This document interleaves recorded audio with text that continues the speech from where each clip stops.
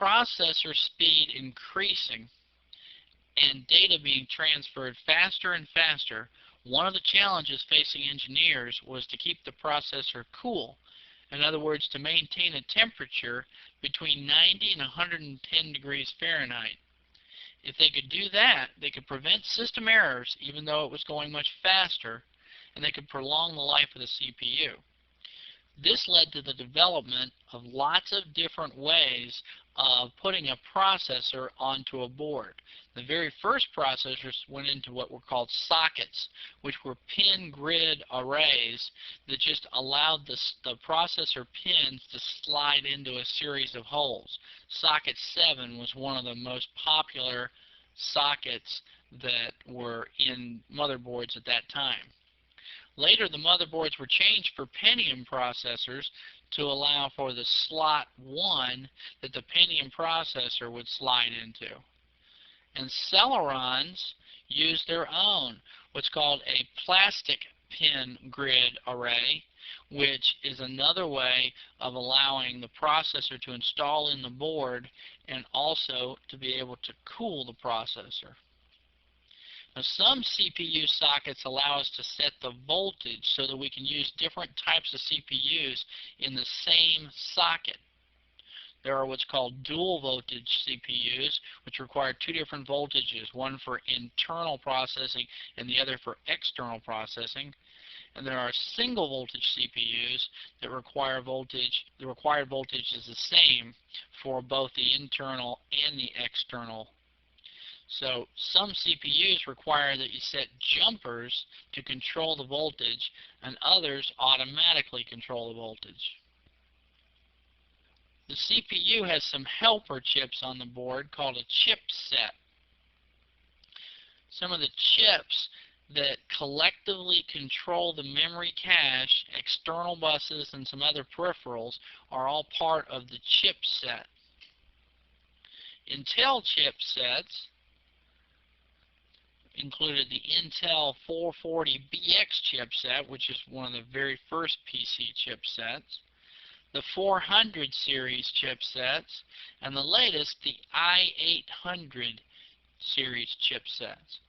Competitors of Intel for chipsets include Cyrix Corporation, United Microelectronics, Standard Microsystems Corporation, VLSI Technology, and others. One of the most important components in the computer is BIOS, and BIOS has changed quite a bit over the years as well. As we know, BIOS is the ROM chip that is on the board and that has the programming instructions to allow the computer to start even without an operating system. We can identify the type of BIOS that's in a computer by watching at the beginning of the boot process, and we'll see that the name will appear. Also, if we look inside the computer, the type of BIOS should be on top of the chip. Some of the things that have changed with BIOS and some of the things that we need to consider when looking at a board and looking at the BIOS are, does the BIOS support plug and play? Does the BIOS support large hard drives? And is the BIOS chip a flash ROM chip? Let's look at plug and play at greater depth. Plug and play is a technology in which an operating system can configure new hardware devices. As we remember, devices need an IRQ, an I/O address, maybe a DMA channel.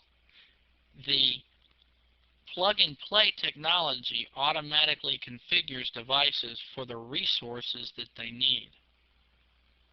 Some BIOS is electronically changeable. Electronically erasable, programmable, read-only memory, or EEPROM, allows us to upgrade a system BIOS without having to replace the chip.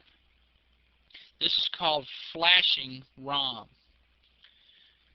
Basically, the way this is done is we set the jumper on the system board, telling the BIOS to expect an upgrade, copy the upgrade BIOS software to the bootable disk, boot the disk, and follow the menu options to upgrade the BIOS, and then set the jumper back to its original setting.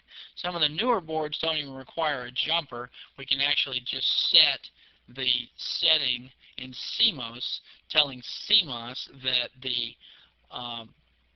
the system is expecting an upgrade.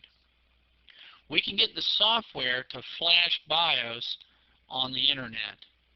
Most of the common BIOS upgrades can be found on the internet. So next, we'll take a look at the evolution of buses in the PC.